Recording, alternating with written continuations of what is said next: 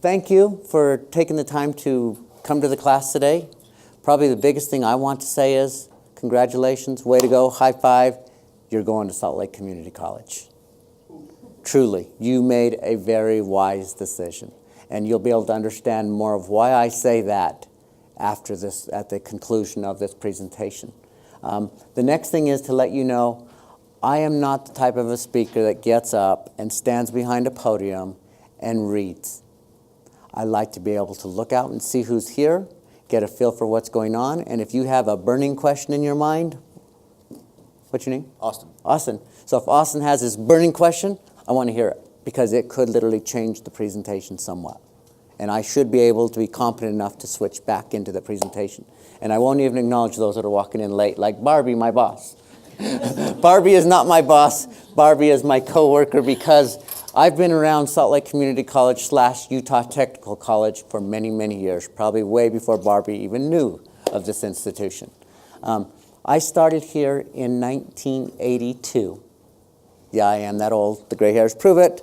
In 1982, I first came to Utah Technical College at Salt Lake. That's what the institution was called, was Utah Technical College at Salt Lake. And we had a whopping 6,000, maybe 8,000 students is all was attending at that time. And over time, my involvement shifted from being a student into different organizations to I come back every now and again as a speaker, and I love it. And that really is at the heart of why I titled this presentation, Giving Back. Okay? Now, when I say giving back, I will tell you right now that a good share of my professional career was in fundraising. So I know the proper ways how to say, please donate. I'm counting on you. Contribute. Volunteer. And those are the kinds of things that I'm going to be asking you to do. Okay? And then to think about it. Because I want this presentation, whether you're fresh out of high school, still in high school, or you're on your third or fourth or fifth career change, I still want this to be able to make a difference in your life. Okay? It's an honor to be able to be asked to present here. My name is Daniel Pacheco. I'm with Daniel Pacheco Photography.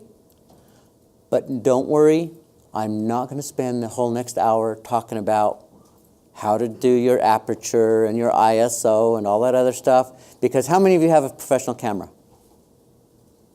How many of you ever take it out of auto mode and put it into manual? And how many of you have a PDA or cell phone or whatever version and think you're a photographer? There you go. That's why I'm not going to spend the rest of the time talking about photography, because everybody thinks they're a photographer, and photography is awesome, and I love it. And it is my latest passion, and that is what I do now for a living. Does it pay me millions of dollars? No. Does it pay me hundreds of thousands of dollars? No, I wish it did. But this year, it is my goal to start making a lot more money than I did last year. And I will be doing it because I'm getting more involved in changing up the way I do things. I'll try to actually implement things I learned over the years. And that's what this presentation is going to do. So my goal today is, I'm the third speaker in among all of these guys. I wish I can come back and hear every one of those speakers and learn from them.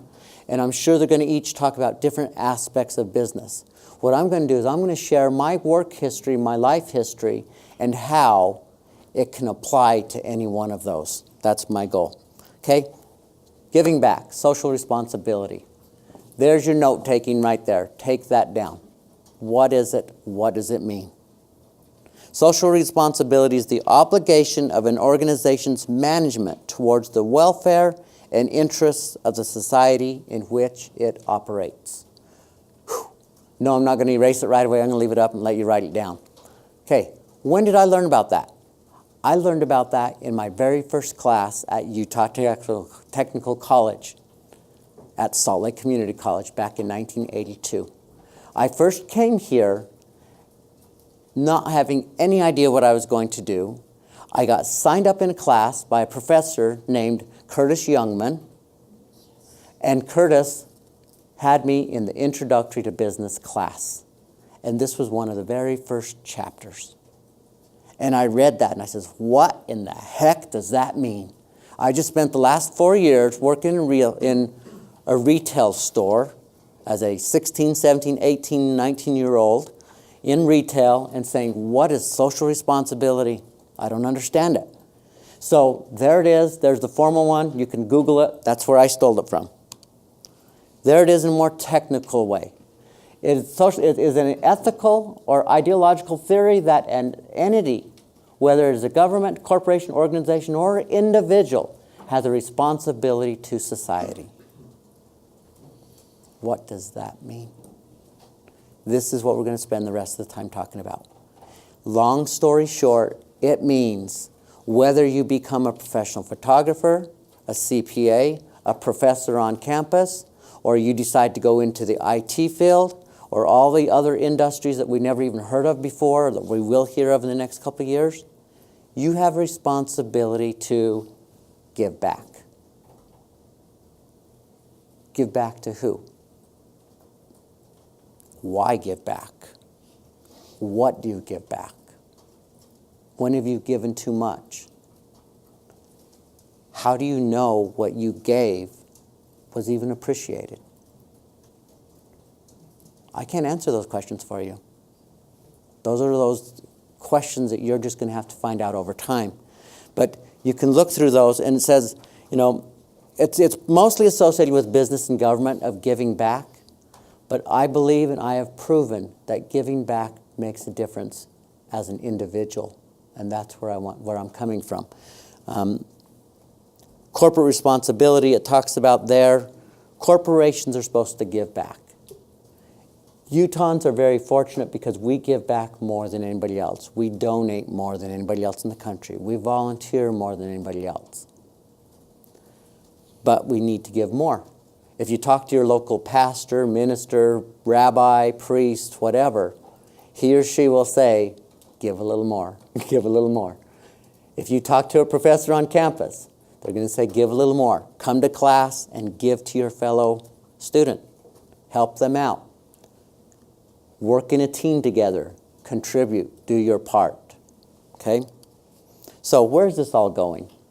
There you go. There's my career. If you want to know about what I've done, I was here in 1982, and then I took the long 10-year plan and eventually got my bachelor's degree from Westminster College.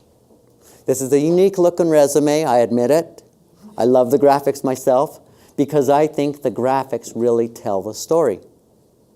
When I finished up here, I then went on to the United Way, and that's where I learned about giving. I learned about fundraising, and that's where we raised money to help nonprofit organizations.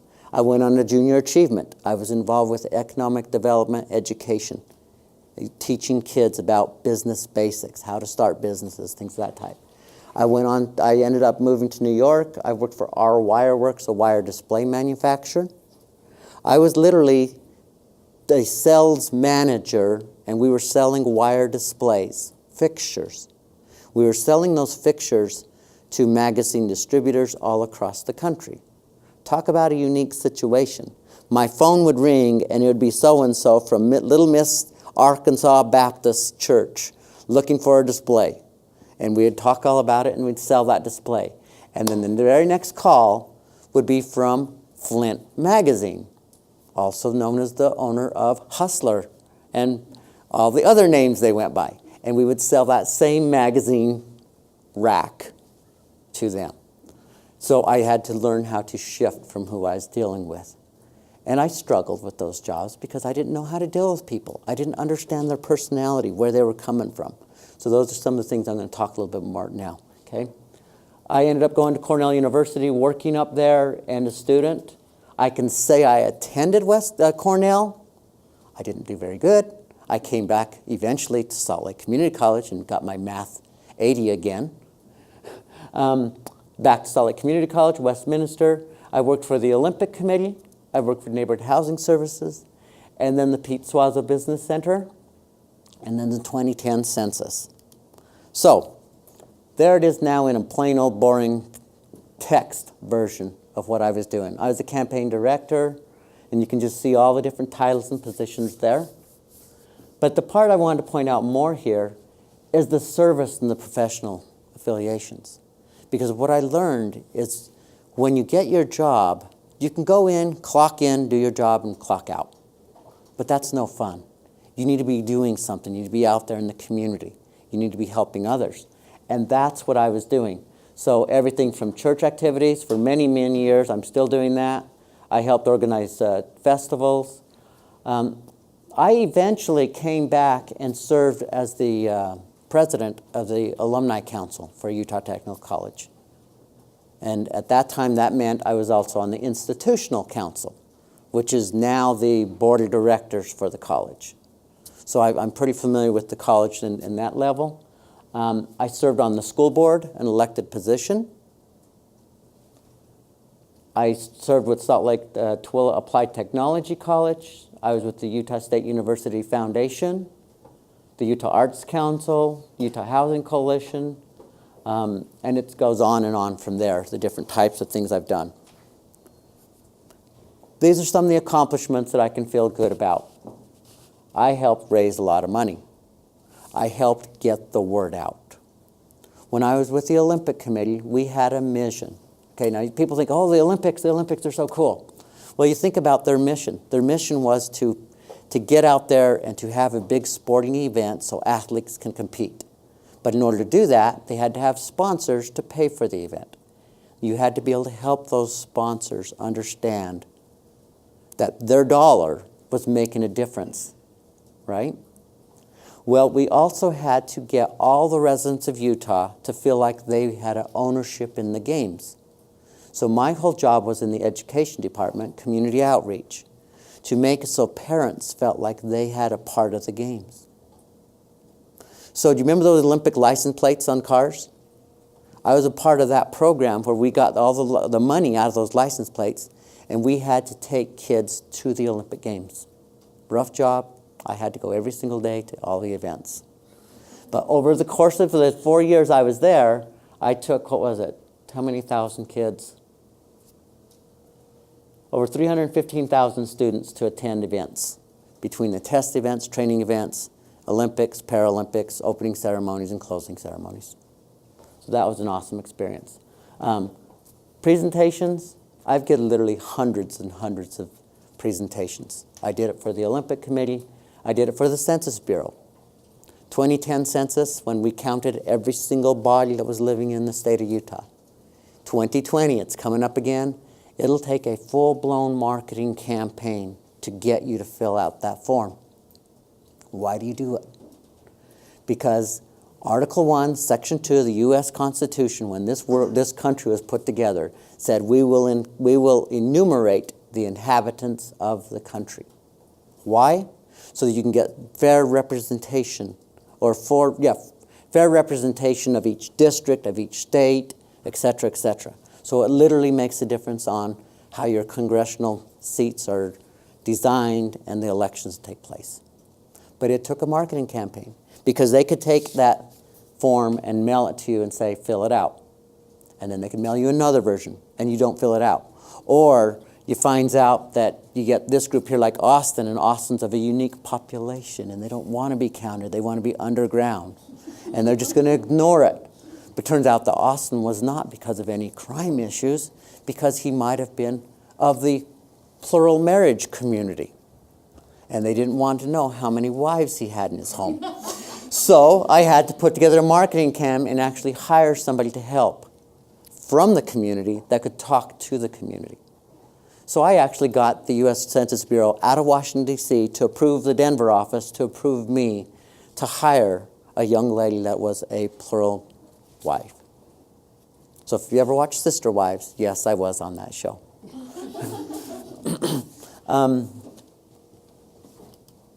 Okay, so giving back. I'm not a corporation. I never was one of those big companies that can give back tens of thousands of dollars to an organization. But I can give service, and that's what I did. I gave service in all those, the career positions, that was work. But I personally have been giving back with the school board and things of that type. Donations. Sometimes you want to donate and you just don't have that pocket full of money. I recognize right now you guys are all students. So I know your dollars are tight, but you can still give back. And that's what I want you to think about. Be it now or once you get back out in the job, or you can go back to the company you're working for right now and just go straight up. Ask your boss, who do we donate to? What organizations? How do you decide what organization you give to? There's the corporate responsibility. Are they given to local churches? Are they given to local families? Are they given to the United Way so the United Way can distribute it out? You want to find out things like that. And then ask them, why are they given to those organizations? Why that particular organization? Is it reaching a demographic as a marketing tool? Or what's the reasoning behind that? And volunteerism. Get out and volunteer as much as you can, because that's how you can contribute. That's how you personally will grow more and more professionally, okay? You get to meet new people that you probably wouldn't otherwise. You can go and volunteer on a board, and next thing you know, the person sitting next to you could be the president of a local bank, and that connection can help get you the next job.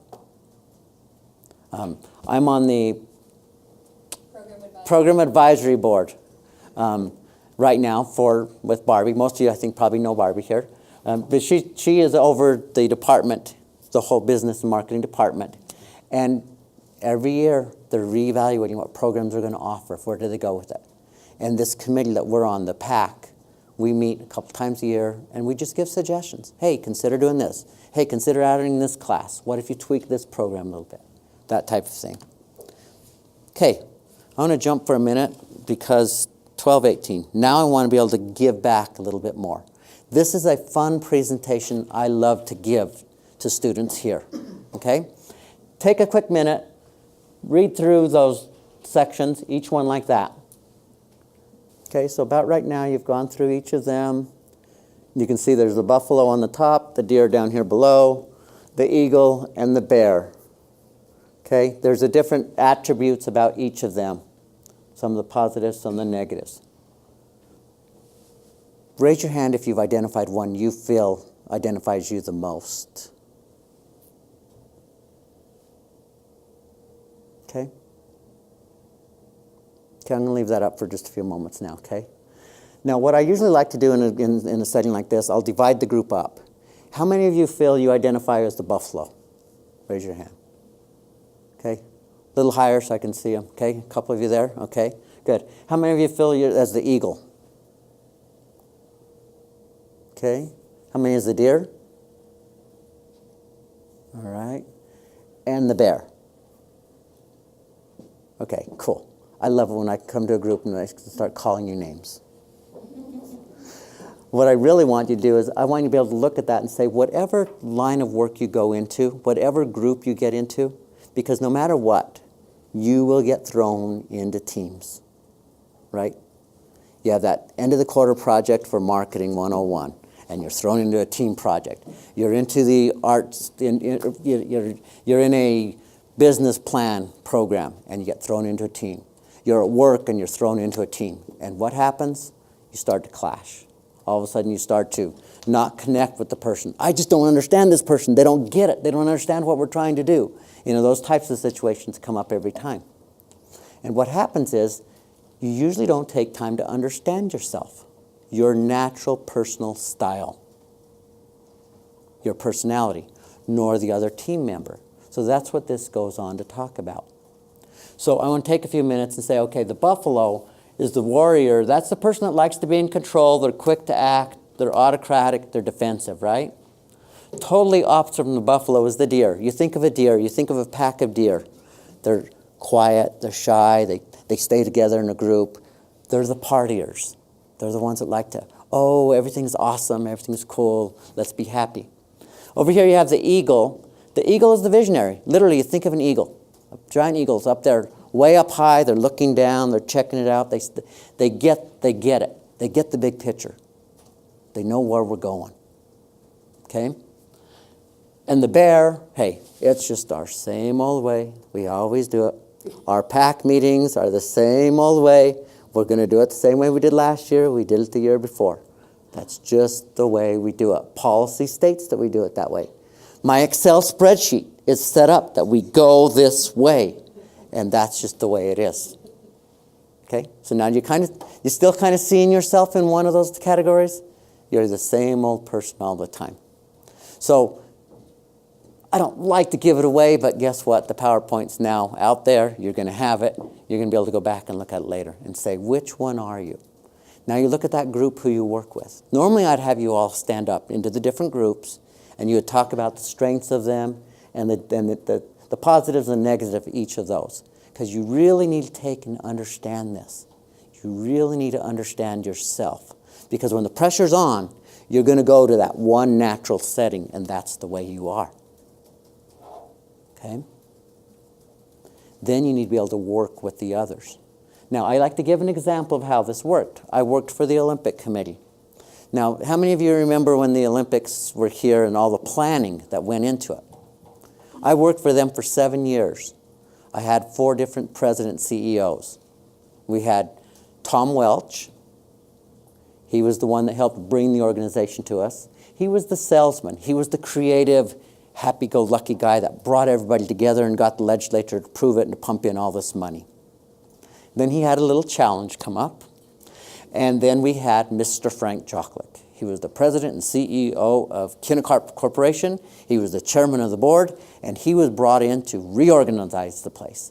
And when he came in, he did it. He brought in consultants to reevaluate everything we did, to check the budget, to check over the numbers, see how many athletes were really going to come, how many countries were going to be representative, how many sponsors there were, how much were they going to give, when were they going to give the money, how long was it going to take this bus to get to Soldier Hollow. What happened if that route was not going to work and we had to get them up to Ogden, around, and then into Soldier Hollow? Oh, Soldier Hollow's the wrong one. That's down in Price. So I mean, all these different things. He was analytical. Then, fortunately, the board said, let's bring on a new president. We brought in Mitt Romney, our knight in shining armor. Mitt Romney came in, and he saved the day. And he came in as the president CEO, and he was able to pull the team together and say, let's get these games going. Nothing's going to stop us. We're going to do this. And then 9/11 hit. And he had to say, okay, guys, we can shut down or we can move forward and keep on going. And he kept us moving. And that's what he did. But right after the Olympic Games were over, he bailed out. He literally took off, went to Massachusetts. Oh, yeah, we had a whole more month yet to go to the Paralympic Winter Games. That's when Mr. Fraser Bullock, who was Mitt's chief operating officer, stepped up and ran the organization. He finished it off. We finished the whole games off with millions and millions of dollars of excess funds. We bought the Olympic Park. We bought the Oval and another place, I don't remember which one it was, and left all this money. Okay? 4 different people, 4 different roles that they played in a 7-year company that we lived out a 50-year life crammed into 7 years. Which one of those personalities was Tom Welch? What's that? White? The buffalo? Yeah. The analytical one was Mr. Jocklick. Mr. Jocklick was then over here. He was the one that had that business suit, was very solid. He brought in consultants to analyze the consultants that were brought in to analyze the other consultants. Mr. Welch was the one that pulled everybody together, did the parties, did the smoozing, did the sales pitch. But he is also known for why the Olympics totally changed, because they used to do what was called enticing, which later became as the Olympic bribery scandal. But internationally, that's business. Mitt Romney come in, and he had the eagle. He had the big picture of what was going on. He saw the challenges we were dealing with, and he was able to pull the team together, stay up above, top of it all, and not get caught up in the bottom. Because otherwise, that's what happens with people. Sometimes people have that task, and they get caught in there. But Fraser Bullock, he was our numbers guy. He was the bear. He had the procedure put together. He had the policy put together. He saw everything worked out. Anytime you asked him something, he also had a spreadsheet going just to tell us what to do. Okay? I wanted to share that one with you because this is a really cool thing. Because once you learn this and you really understand where you fall into this, Then the next task is, okay, what about the other people I work with? How many of you are married or in a relationship? Have you ever had any challenges? Never. Never. Can you think now which one you are, and what about your significant other? Girlfriend, boyfriend, co-worker, best friend? Think about it. I've literally gone back, giving back, helping people almost like a marital counselor by just pulling this out and teaching them how it works. It's like, holy cow, no wonder I don't get along with her. I thought she was just crazy. He just is so, he won't listen to me. He's always telling me what to do and where we have to go. Well, maybe he's a buffalo. You just have to step up to the buffalo the same way the buffalo would work. And then they get along great. Okay? So that's why I wanted to share that one with you. It's a presentation I like to spend quite a bit, and call on me again as an individual class. Okay, here's the next one. I wished I would have understood this long ago. Have you read or heard of Strength Finders? Spend the money. Do it. They can do it free at Salt Lake Community College students. Can you really? Awesome. Write it down. How do they get it? Contact Randy Mayer. Do it. Do it. This is one I did back in about 1986. I kind of understood what was going on with it. I did it again 2 years ago with the U.S. Green Building Council. This is a book that basically it connects with the computer program that you go in and you plug in all these different things, and it helps you determine your strengths as a leader. Okay? I'm going to skip for a minute and then I can come back. Well, no, I'll leave it right there because I don't know how to get yours to go back. Bottom line is it comes back that those are my 4 strengths. Do you believe in Barbie? I'm going to show you the list. It's going to show us a whole list of different types of strengths that individuals have. Again, the concept is to get to know yourself and get to know who your coworkers are, because you want to build on your strengths. That's the bottom line of it. Communicate. I love to get up and speak and tell stories. That's just me. Achiever. I need to feel like I'm doing something. As soon as I finish a project, I need to get on to another project. That's just the way it works. Empathy. Sometimes that could be a downfall. But it's good. And a developer. I'm looking at the empathy and developer right now, and I'm thinking about the young man I just gave a ride to. This is my cousin's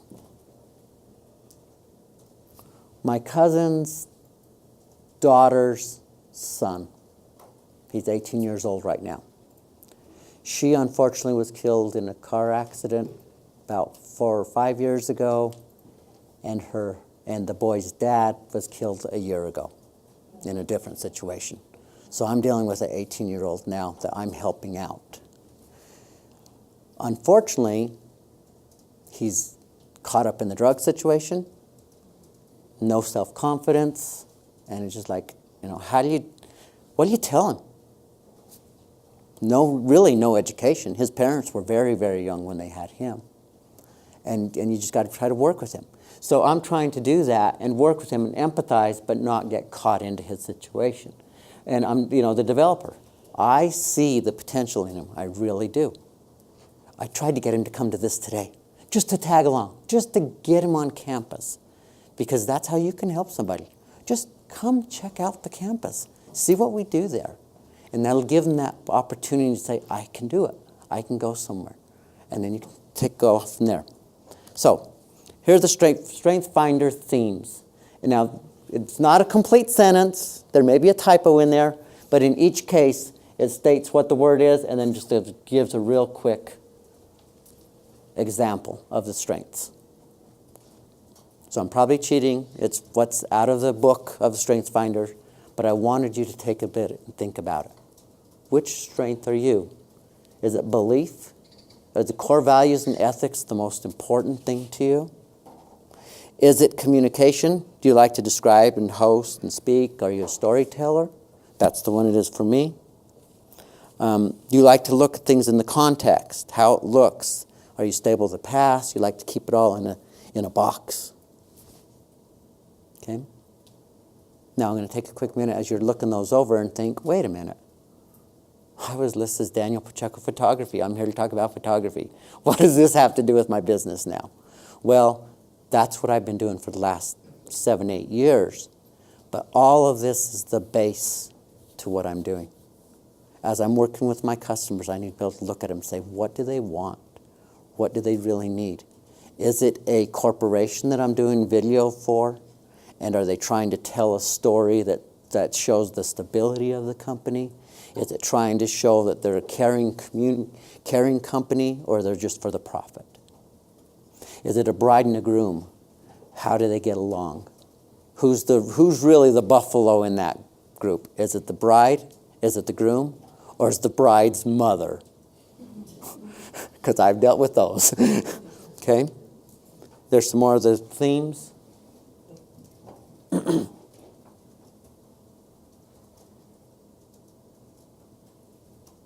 The speaker in me, the developer in me says, be quiet and let you just read for a minute, because you're trying to take it in, you're trying to learn.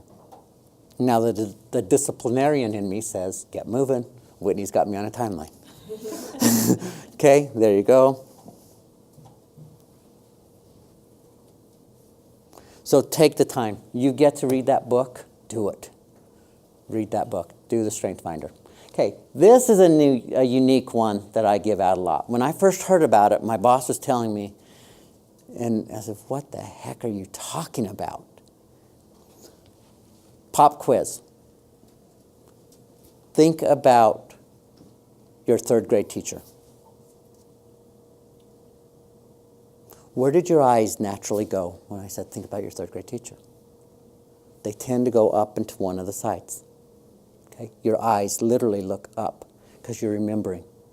But then I say, think about how you felt when your grandmother, your aunt, your sister, somebody passed away. I saw some eyes immediately drop down. See that emotion? See that feeling? And you can feel what it felt like back then. This little tool is so awesome because our bodies are naturally wired this way. It's some biological thing. But you can see how things are. You're trying to remember things like, oh, what am I trying to remember what it was like? So now thinking about my nephew who's been going through a marital battle, they're challenged whether they're going to stay together or not, and she's just too difficult for him. I says, you got to just, you got to connect. You got to see where you are. You got to stop crying on Facebook about what's going on. You got to stop telling everybody in the world that the world's ending because you stepped out on her. Hello. So I just I told him, I says, you don't want to cry and let everybody feel so bad about it. You got to control yourself. Don't look down. Literally, and you're in the grocery store and somebody asks, how's it going, Mike? Oh, well, she's like this, No, look forward, look up, control that. Don't ever lose sight of your emotions, but learn how to work with them. Learn how to control them. Okay? So I just want to share that one with you. And yes, there's some people that go into it further to say you can tell when somebody's lying or not because the way their eyes tend to go. So if you want to get into reading that body language part, go ahead and go for it. Okay? So this is just kind of a fun experience. This was the Olympic torch relay route in 2002. I had a really unique opportunity twice. I didn't find the map from the 1996 Olympics. I did work for the Olympic Committee, and I got to travel all across the country in 1996 with the Olympic torch. And I was on the road for 60 days, literally going from town to town to town. And we were promoting the Olympics, and it was all, the whole thing was a big marketing thing to bring people to buy their tickets to come to the games, right? It was also a way to make sure that Coca-Cola logo appeared everywhere, all across the country, because that company was giving mega bucks to make it happen.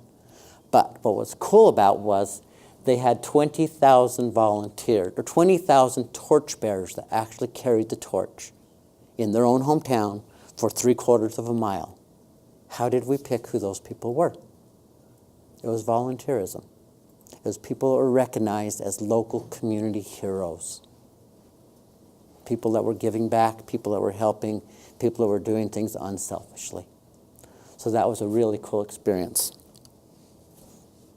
I carried the torch. It was the most awesome experience to realize that I actually was holding the flame. The reason I got to do it, actually, the truth is I actually did it twice. I did it in 1996 because I was helping to coordinate it. Then I came back and helped do the planning. And then in the meantime, I was on the school board and all this other stuff, and I was nominated locally as one of the very few employees locally to carry it. So that was cool. Okay, new perspective. This may be something you're talking about in business and marketing classes. It may not be, so if so, this is a little hint. So many times when people are trying to sell something, they try to say, this is what we do, this is what our business does, and this is why you've got to buy it.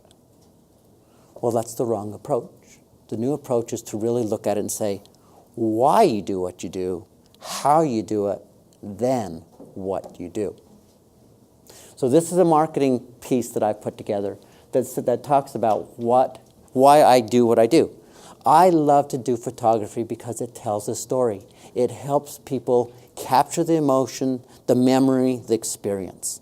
It gives them a way to put it together in a slideshow, on a PowerPoint presentation, on social media, in print on their wall, or even just in their pocket in a small picture. What do? I do photography. I do videography. So see this switch of how you turn things around? Because you, the customer, you don't care what I do. You want to know why I do it and how I do it. How does it help you? Okay? Because you can see that, the concept there. And yes, it right there shows you examples. I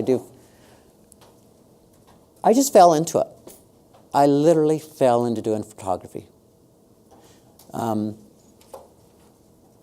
love to do landscapes. I love to do events. I joke around that I've shot presidential candidates, 2 of them actually, almost 3. I wish I would have shot one of them. I've shot babies. I've shot grandmas. I've shot brides and grooms. I shot the sheriff, but I did not shoot the deputy. So older ones remember that. But I love it. I love doing the photography. Let's see. Oh, can I go back to that one? Okay. Giving Train. This was the coolest thing that happened on Facebook last December in Tooele. I live out in Tooele. And there's a Facebook group where almost everybody's part of the 411. You know, you have to be in there. And somebody came in and did this really cool thing about, as a company, you need to give something out, or anybody, individual, give something away. Put it out there. I have 2 tickets to a con that I'm not going to be able to use. Who wants them? Give me a story why you should be selected, and you give them. And this thing just took off like wildfire. There were all kinds of things given away. You know, professionally, businesses were giving things away, free massage to a family that has 3 kids, free movie tickets to whatever family can give me a cool story. You know, I mean, all this different stuff, and just Facebook just went crazy. So, of course, I jumped in as a way to promote my photography. I gave away postcard pictures and bring them in. So it was really cool. It was a good way to give. Again, why did I, as my photography business, do that?